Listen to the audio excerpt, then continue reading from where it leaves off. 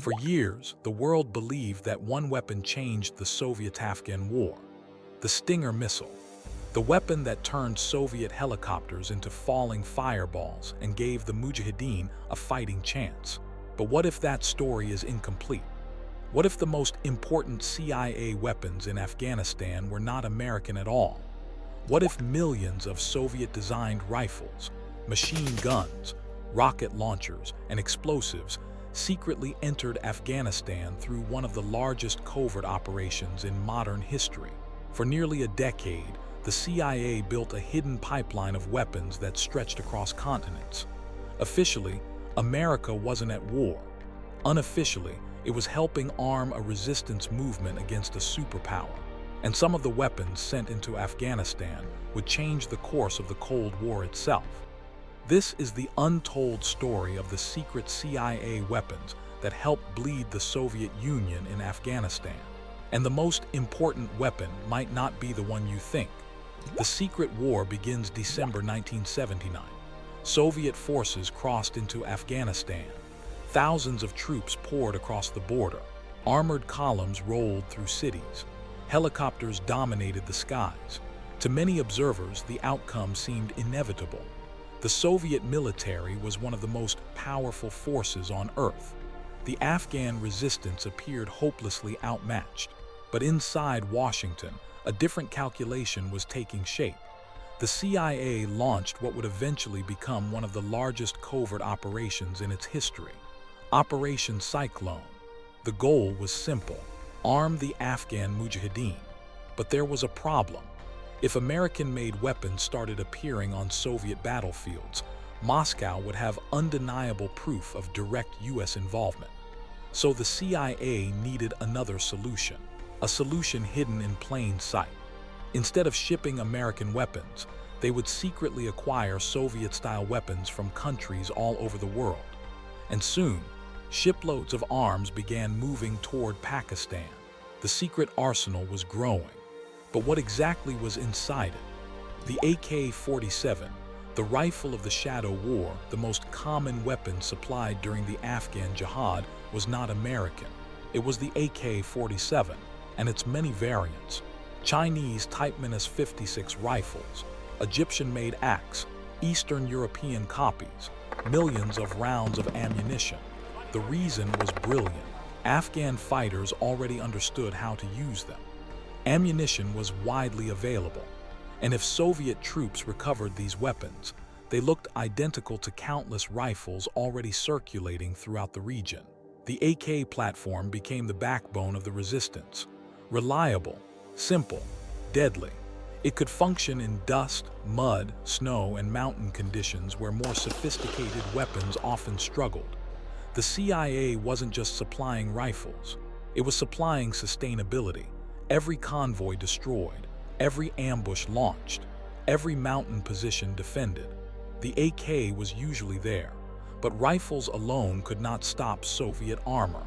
The resistance needed something heavier, and that led to another devastating weapon: RPG-7. The tank hunter Soviet armored vehicles gave government forces enormous advantages. Tanks, armored personnel carriers, protected convoys. The Mujahideen needed a way to level the battlefield. Enter the RPG-7. This shoulder-fired rocket launcher became one of the most feared anti-armor weapons of the war. Simple to operate, easy to transport, powerful enough to destroy vehicles or fortified positions. A fighter could carry it through mountain passes where tanks could never go. Suddenly, Soviet convoys faced danger from every ridge and valley. A hidden team could appear, fire, disappear, and leave burning vehicles behind. The RPG became a symbol of guerrilla warfare. But even destroyed tanks were not the Soviet Union's greatest advantage. The real advantage was flying overhead, and that problem would require an entirely different weapon. DSHK, the helicopter killer before the Stinger became famous. Another weapon was already causing serious problems for Soviet pilots: the DSHK heavy machine gun, originally designed decades earlier. Massive, powerful, and capable of firing large-caliber rounds at aircraft. Mujahideen fighters hauled these weapons into mountain positions overlooking valleys and flight paths. When Soviet helicopters approached, concentrated fire could force pilots higher or drive them away entirely. It wasn't perfect, it wasn't advanced, but it worked. Soviet pilots learned that flying low over Afghanistan could be deadly. The DSHK became an important stepping stone. It showed that air power could be challenged. But the CIA was preparing something far more dangerous, a weapon that would become legendary. By this point, the Soviet Union was facing threats from rifles, rockets, and heavy machine guns hidden across Afghanistan's mountains. But the weapon most people remember had not yet arrived. And when it did, Soviet pilots would never view the Afghan sky the same way again. The Stinger missile in 1986, everything changed. The CIA began supplying FIM-92 Stinger missiles. Portable, accurate, deadly. Unlike machine guns, the Stinger could actively track aircraft using infrared guidance. For Soviet helicopter crews, this was terrifying. A missile could launch from seemingly nowhere. Within seconds, an aircraft worth millions of dollars could become a burning wreck. Mi-24 Hind helicopters, transport aircraft, ground attack platforms, all suddenly faced a new threat. Reports of successful Stinger engagements spread rapidly. Morale shifted. Pilots became more cautious. Operations became more complicated. The psychological impact was enormous. And while historians still debate exactly how decisive the Stinger was, there is little doubt it transformed the battlefield. Yet focusing only on the Stinger misses the bigger story. Because missiles alone cannot sustain a war, the CIA's secret network supplied far more than a single weapon. The hidden arsenal beyond rifles and missiles came an endless stream of support weapons: mortars, explosives, mines, recoilless rifles, heavy ammunition, communications equipment, training materials. The CIA worked with international partners to acquire weapons from numerous countries. Some weapons came from China, others from Egypt, others from captured Soviet stockpiles. The goal remained the same: keep the resistance armed, keep pressure on Soviet forces, and make the war increasingly expensive. Year after year, battle after battle, the flow continued. The Soviet Union could win engagements, capture territory, destroy strongholds, but replacing losses became increasingly difficult. The war was becoming a drain on resources, morale, and political support. And that was exactly what covert planners hoped would happen. The big revelation here is the surprising truth. The most important CIA weapon in Afghanistan was not a specific rifle, not a rocket launcher, not even the Stinger missile.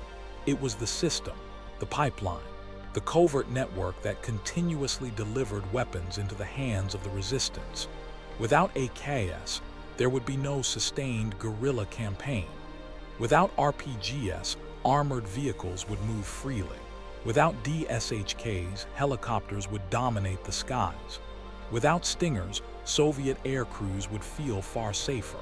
Each weapon played a role. Together, they formed an ecosystem of resistance.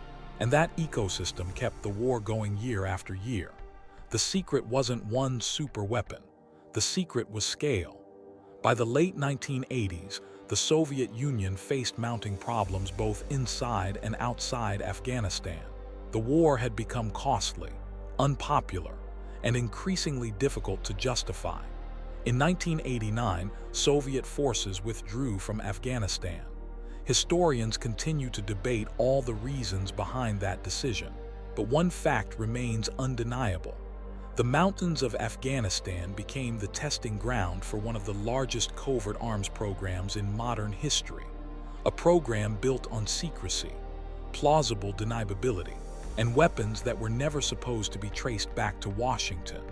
The famous Stinger missile may have become the symbol of the war, but the real story is far bigger. It is the story of a hidden arsenal that helped turn Afghanistan into one of the defining battlefields of the Cold War, and in doing so, changed the course of history.